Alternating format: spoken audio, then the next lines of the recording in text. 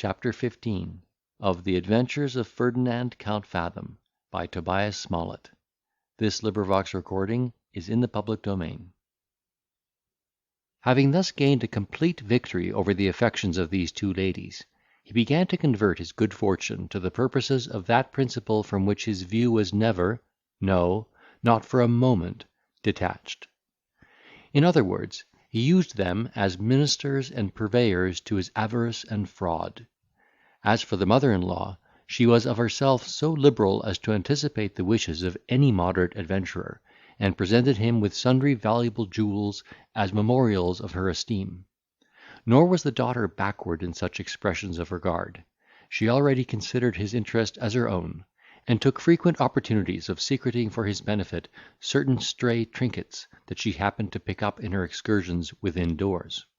All these gratifications he received with demonstrations of infinite constraint and reluctance, and, in the midst of his rapacious extortion, acted so cunningly as to impose himself on both for a miracle of disinterested integrity.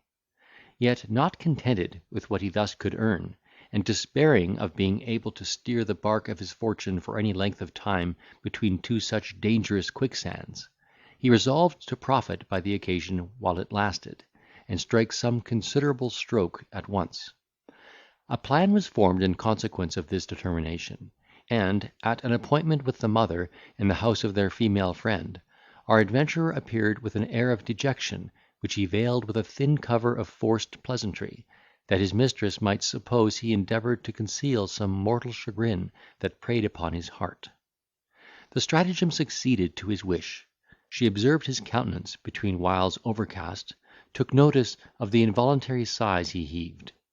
and with the most tender expressions of sympathy conjured him to make her acquainted with the cause of his affliction. Instead of gratifying her request immediately, he evaded her questions with a respectful reserve, implying that his love would not suffer him to make her a partner in his sorrow; and this delicacy on his part whetted her impatience and concern to such a degree, that, rather than keep her in such an agony of doubt and apprehension, he was prevailed upon to tell her, that he had been, the preceding night, engaged with a company of his fellow students, where he had made too free with the champagne, so that his caution forsook him, and he had been decoyed into play by a Tyrolese gamester, who stripped him of all his ready money, and obtained from him an obligation for 200 florins, which he could not possibly pay without having recourse to his relation the Count de Melvil, who would have just cause to be incensed at his extravagance. This information he concluded by declaring that, cost what it would, he was resolved to make a candid confession of the truth, and throw himself entirely upon the generosity of his patron, who could inflict no other punishment than that of discarding him from his favour and protection; a misfortune which, how grievous soever it might be, he should be able to sustain with fortitude, could he fall upon some method of satisfying the Tyrolese, who was very importunate and savage in his demand. His kind mistress no sooner found out the source of his inquietude, than she promised to dry it up, assuring him that next day, at the same hour, she would enable him to discharge the debt, so that he might set his heart at ease, and recollect that gaiety which was the soul of her enjoyment. He expressed the utmost astonishment at this generous proffer, which, however, he declined, with an affected earnestness of refusal, protesting that he should be extremely mortified if he thought she looked upon him as one of those mercenary gallants who could make such a sordid use of a lady's affection. "No, madam," cried our politician in a pathetic strain, "whatever happens, I shall never part with that internal consolation that conscious honour never fails to yield in the deepest scenes of solitary distress. The attachment I have the honour to profess for your amiable person is not founded on such inglorious motives, but is the genuine result of that generous passion which none but the noble-minded feel;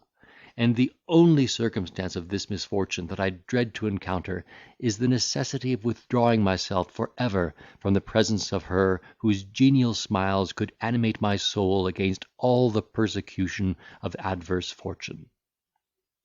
This declamation, accompanied with a profound sigh, served only to inflame her desire of extricating him from the difficulty in which he was involved.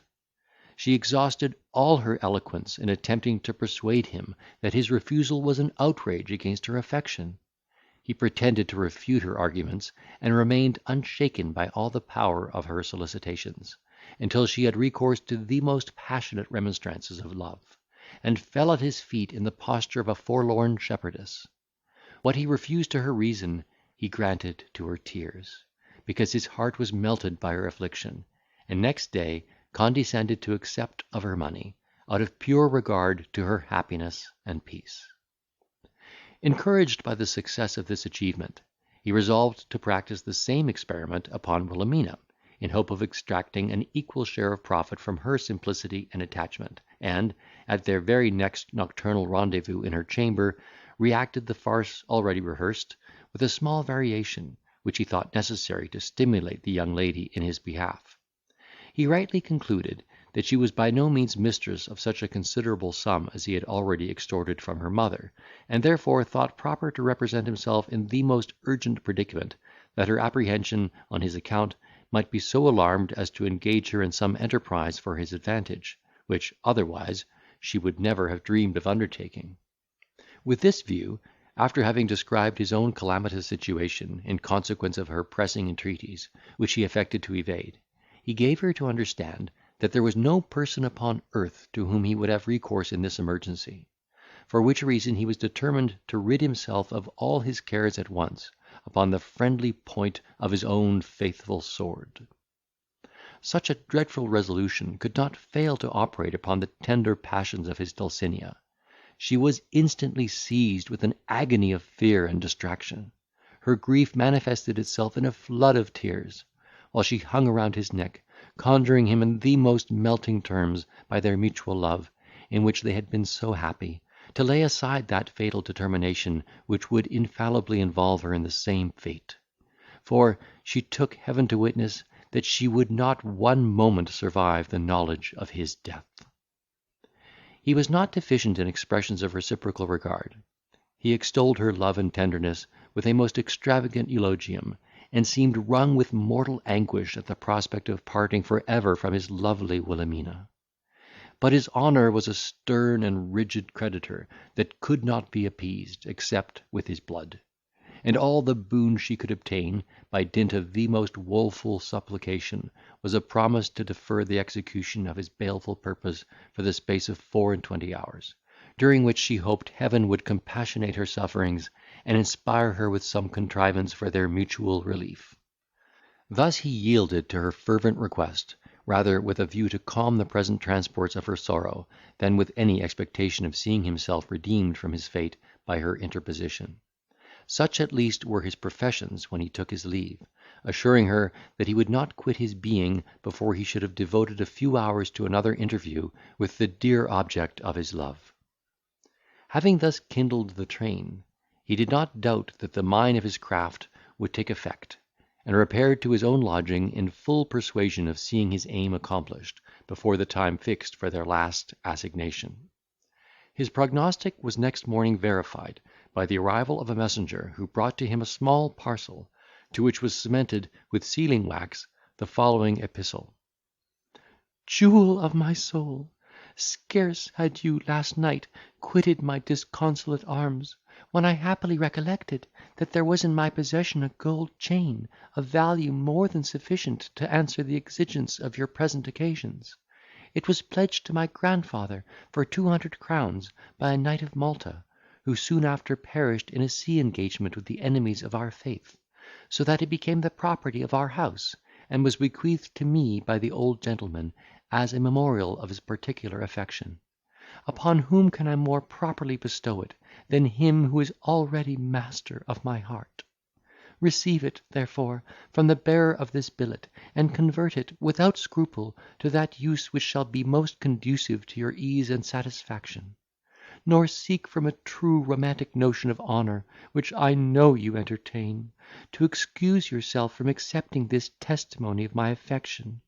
for I have already sworn before an image of our blessed Lady, that I will no longer own you as the sovereign of my heart, nor even indulge you with another interview, if you reject this mark of tenderness and concern from your ever faithful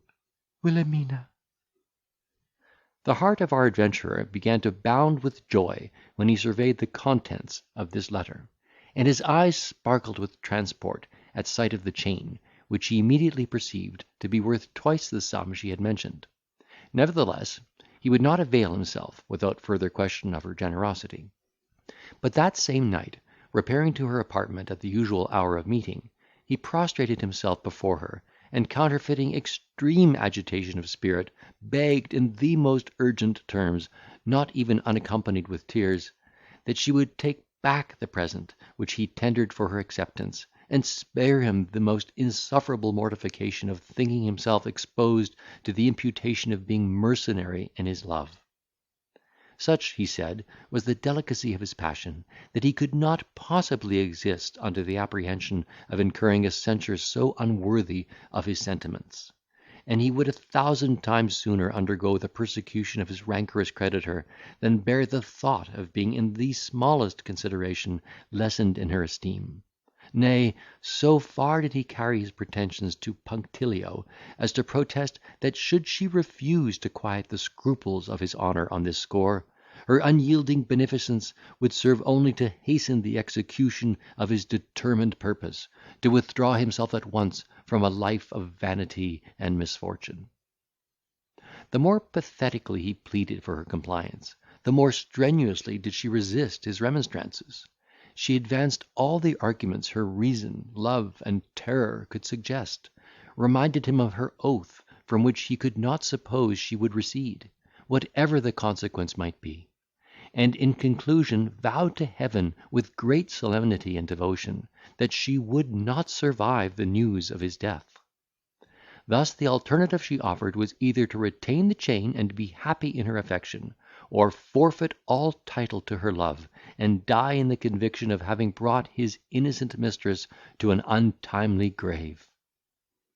His fortitude was not proof against this last consideration. "My savage honour," said he, "would enable me to endure the pangs of eternal separation in the confidence of being endowed with the power of ending these tortures by the energy of my own hand; but the prospect of Wilhelmina's death, and that too occasioned by my inflexibility, disarms my soul of all her resolution, swallows up the dictates of my jealous pride, and fills my bosom with such a gush of tenderness and sorrow as overwhelms the whole economy of my purpose. Yes, enchanting creature, I sacrifice my glory to that irresistible reflection; and, rather than know myself the cruel instrument of robbing the world of such perfection, consent to retain the fatal testimony of your love." So saying, he pocketed the chain with an air of ineffable mortification, and was rewarded for his compliance with the most endearing caresses of his Dulcinea, who, amidst the tumults of her joy, ejaculated 1,000 acknowledgments to Heaven for having blessed her with the affection of such a man, whose honour was unrivalled by anything but his love. Chapter 15.